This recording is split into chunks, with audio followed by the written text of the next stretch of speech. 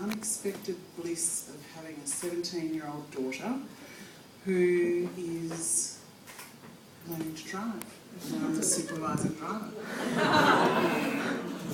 So, how do I begin? Well, as you know, when you hit a certain age, your body starts to do things that it didn't used to do, such as I have more age spots on my right hand than my left hand because of the amount of driving that I've done, and that's weird. I have a collection of grey hairs. This one is a Stobie pole in Adelaide. This one is the Great Ocean Road. This one is where the brakes don't actually work on the left-hand side. That's a shocker. However, this story is not about my grey hairs. Because you can't really see them unless you look under the light, which I'm sure you could with this actually. It's about how my cheeks still hurt from Friday night because I was lucky enough to go to the Blues Brothers. Yeah. Unexpectedly. There I am on Thursday this week, just after I'd listened to you on the radio.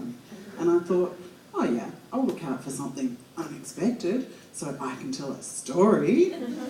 And my daughter says to me, Mum, I'm going to the Astor Theatre on Friday night to see the Blues Brothers. And I'm like, yeah, okay, love, that's good. Well, you've got to go 120 hours of supervised driving, and 12 of those need to be at night. And now I actually am appreciating these glasses because I can't do those halogen lights when you're driving at night. They're shockers.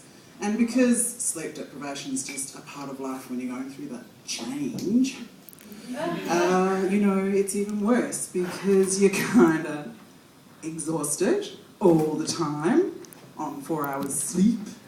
So, yeah, driving at night is just out of the question. So here I am, stuck in my suburban home, which is not so good when you're used to being a cultured woman living in Melbourne.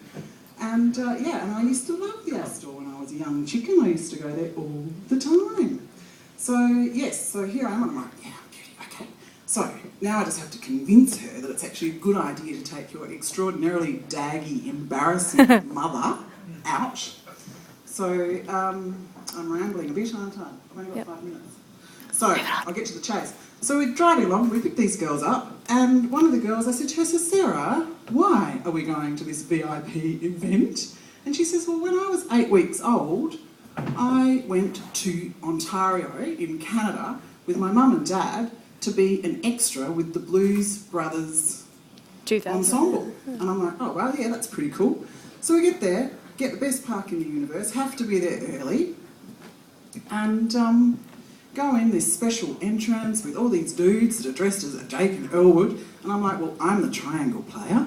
That will do. I've been to the op shop and got the gear for like $20 or whatever. And in we go. Get to sit in these exquisite couches, listen to John talking about the experience to these dudes that have gone over there, and he says, so who's the woman that was 8 weeks old in year 2000? And Sarah's like, oh, that's me. And so she comes up and it was just this huge happy family, and they're having this one-on-one 45-minute question time with John, the director, and it was just, my cousin came with me from Western Australia, and we're just sitting there with our jaws down around here, and I'm constantly propping my jaw up going, oh, this is actually happening, this is so cool. And so then we kind of got this special treatment to come up to the top, and there's like 1,100 people in the Astor, which is like fantastic. And so, because I kind of like watching people more than being watched, I went down the front and sat in the couches right by the front of the screen and watched the audience fill up, which was like so super cool. And I'm sitting there, and the dude that's the director of the festival is sitting there. So I'm like, oh yeah, how you going, Michael Stevens, having a chat. People are coming up to me and saying, so what time does the show start? And I'm like, oh, you've got 3.5 minutes, you'll be right, but if you want to hear this, And then they're like, my daughter's going, Mum, come like, okay. So I whip up the stairs, go back up, and then they do this fantastic show where they're throwing like bread and toilet paper and doing... Was anyone there? Was anyone actually there? Oh, it was phenomenal. It was so much fun. And like, you know, you're dancing and doing the stomping and... Emma, you were there. I was there. It was so much fun, wasn't it? Yeah. Did your face still hurt from laughing? A little bit. It's from the side here. Yeah. It was huge. It was amazing. And then there was a question and answer thing at the end where the audience got to ask questions. And this little dude, like there was little dudes that were dressed with the Blues Brothers ensemble. And he goes, how many cars did you actually wreck? And it's like, who doesn't want to know that? So it was 30. Only 30. Yeah, I know, because they had this workshop going the whole time where they were just fixing them the whole time. And it was just amazing. And like that mall was a mall that was abandoned. And like toys, and so when they go through the mall, there's all these toys, they're throwing toys up in the air. It was just like phenomenal. So that was my unexpected moment. And it was amazing, and we got home at midnight. And it was, yeah, I haven't got any grey hairs. All I've got from that is just wrinkles.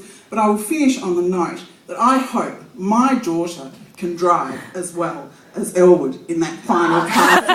Because I tell you, that's awesome. I reckon they based Grand Theft Auto on that. It's like, whoa. It's so cool. So I'm hoping she'll be able to drive that well.